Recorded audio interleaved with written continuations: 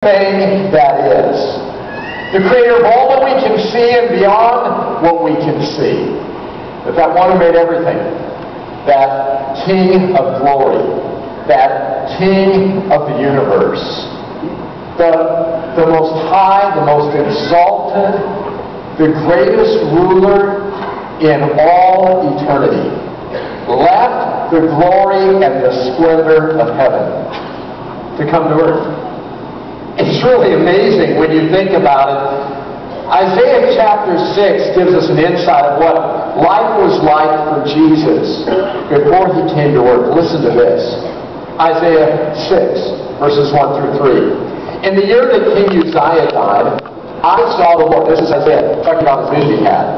He was sitting on a lofty throne, and the train of his robe filled the temple. Attending him were mighty seraphim. Those are angelic beings. Each having 6 wings. With 2 wings they covered their faces, with 2 they covered their feet, and with 2 they flew. And they were calling out to each other, Holy, holy, holy is the Lord of heaven's armies. The whole earth is filled with his glory.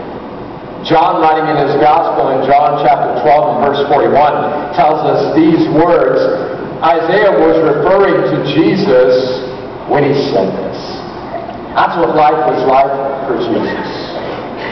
You know, typically if we were going to welcome somebody, some dignitary, some important person, you might have parades, you might have speeches.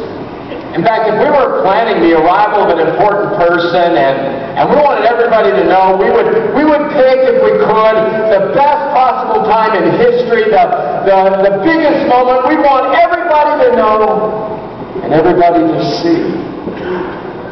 And yet God, in his foreknowledge, knowing what that time and that day would be like, God came to earth in what the Bible calls just the right time.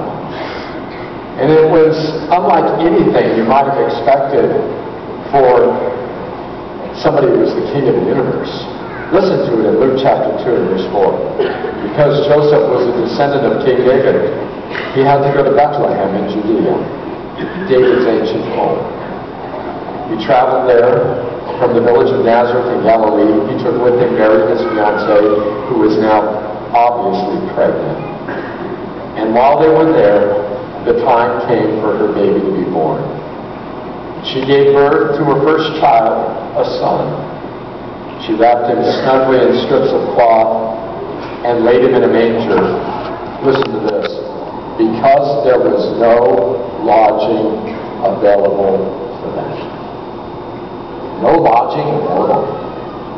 The King of the universe comes to his own creation, and there's no room.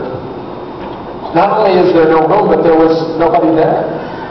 I mean, in a place where you might have expected there would be world leaders and dignitaries and statesmen, instead there were only donkeys and a few cows, maybe some mice.